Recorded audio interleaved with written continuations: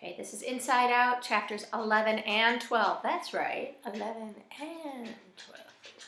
Because I'm just cool like that now. I'm realizing this is very time consuming to do them individually. So I'm going to do two at a time, sweetie. Is that okay? Say hello to everybody. Say hello. Who's that doggy right there? Look at that. Look. Who's this? Who's that dog? Oh, who's that? All right. Anyway, here we go.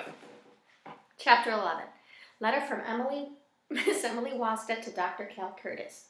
Zach told me that a new voice constantly calls him worthless, a worthless wastoid. Zach says that he tries to ignore this, but that when he does, another new voice, the second one, screams at him.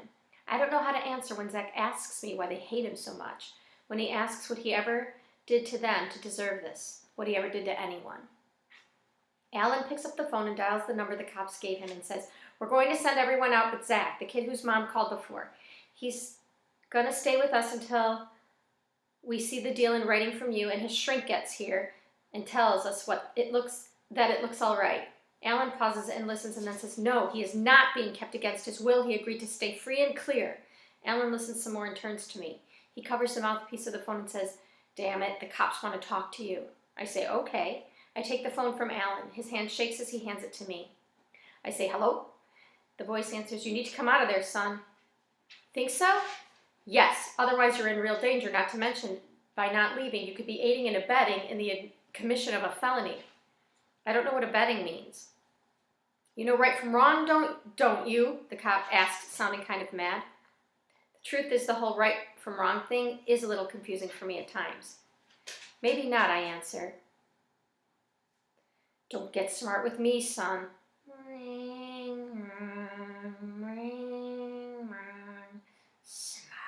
Smarty.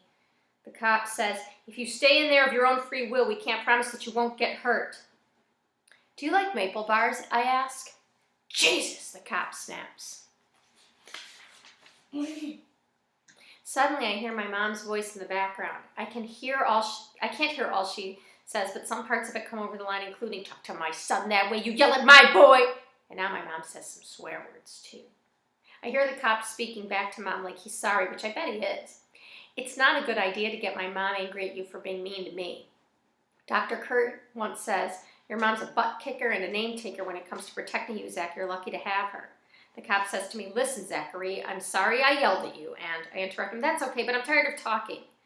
My skin is starting to feel like ants are crawling all over me again, and Zombie Girl and the skinny suit are both staring at me. I say, "Thanks for calling. Have a nice day. Bye." I hang up. Alan says, "That was easy." I ask, "It was?" "If you say so. Hey, do you see any ants crawling on me?" Alan shakes his head and looks down. I think I make him uncomfortable. I do that to people. Suddenly, the zombie girl says to me, "There aren't any ants on you." I'm afraid to look at her again, but finally I do. She looks normal now. Maybe she's okay. But zombies can be tricky. I'm still going to have to keep my eye on her. "Go ahead, wastoid. Show them how stupid you are." I put my hands up over my ears and the voice stops for now, but I need my meds and I need them bad. Alan looks around the room at everybody and says, "We're going to let you go in a minute or two, so don't try anything stupid, okay? It'd be a shame to have to shoot all of you now." Alan pauses a second. He turns to me. "You too, Zach." That's the end of chapter 11. Chapter 12. Mindy is helping me. See, here's my little assistant right over there. Do. Wave, Mindy. Say hi. Hi. Wait, Mommy, turn it again. Okay. I want to show your book report. This is Mindy's book report on Curious George, what is it called? Curious George Winter's Nap. Yeah. Okay, see? She's reading Curious George's Winter's Nap, and you're reading Inside Out. Okay, here we go. Chapter 12. Okay, Min, that's enough. Okay, we really got to get going here. Chapter 12. The letter from Miss Emily Wastad to Dr. Cal Curtis. Zach says that he's tried to ignore the terrible new voices, but that after listening to them for weeks on end, death feels like his only escape. He told me death feels like a good idea. Yesterday, Zach came home from school before I got back from shopping. Except for Ellen and Joey and me, all the other people here in the back of the coffee shop are ready to leave. As soon as the two old ladies stand up, they straighten their clothes like they planned it out together ahead of time. The fat suit's shirt has stretched really wide across his big belly, and the button just below his tie has come undone. I say to him, pointing it out, "Your button's undone there." "Oh," he says, and quickly buttons up. "Thanks," he mumbles. He hasn't looked at me hardly at all. I look around at everyone else as they stand up. Maybe this sounds bad, but I don't care about any of them. They're strangers, and they're just like everyone else I ever meet, as much like zombies as humans. I glance again at the store girl in skinny suit real fast when I think this. I wonder if they can read my mind. Most people remind me of characters in a cartoon, zombie characters. I know that most other people aren't like me. I think it's why they don't like me much. The lady with the little girl steps over to where I'm standing and looks at me. "Thank you so much," she says softly, "for helping us." I say, "You're welcome," even though I don't really know what she means. "If it weren't for you staying here, I'm not sure they would let us go.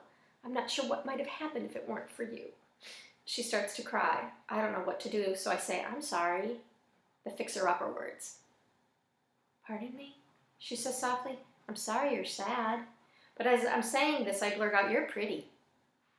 The second I say it, I know I'm being inappropriate. But she is very pretty. Her eyes look friendly, like a dog's eyes. I say to the lady, "You're pretty." I also say, just to try to explain what I mean, "You have nice dog eyes." This sounds goofy even to me. The voice is making fun of me for liking this grown-up lady and for calling her a pretty dog-eyed person. It's also talking about me in a bad way, and I feel my face get red. So I say, "I don't mean that in a bad way." She smiles at me and touches my arm and says, "Thank you," again. "Okay," I say, but when she touches me, I think of her hugging her daughter after the little girl peed, and I can't help but wonder if the lady's hand has a little pee on it. While I'm thinking this, the lady hugs her little girl close to her again. I know this pretty mom wouldn't rub her little girl's nose in the sheets if the little girl wet the bed. I'll bet this mom would just give her little daughter a maple bar or something. Life is so weird. One kid gets a nose full of pee, another kid gets loved to bits. Heck, I don't even care if this lady has pee on her hand or not. Life is too weird to worry about a little pee here and there. Alan picks up the phone and says, "Everyone but Zach is coming out now." He hangs up. Alan turns to everyone and says, "Okay, you guys, get out of here." Alan and Joey and I peek out the door of the back room as everyone walks away from us. I can't believe it's dark out now. When we came into this room, it was daytime, but now it's night already. Sometimes it's hard for me to keep track of time. To be honest, time doesn't make much sense anymore. Time, crime, pantomime. The itching on my skin is getting worse. I feel hot now, too. The others move slowly toward the door. The police shine bright lights through the windows. They're kind of blue.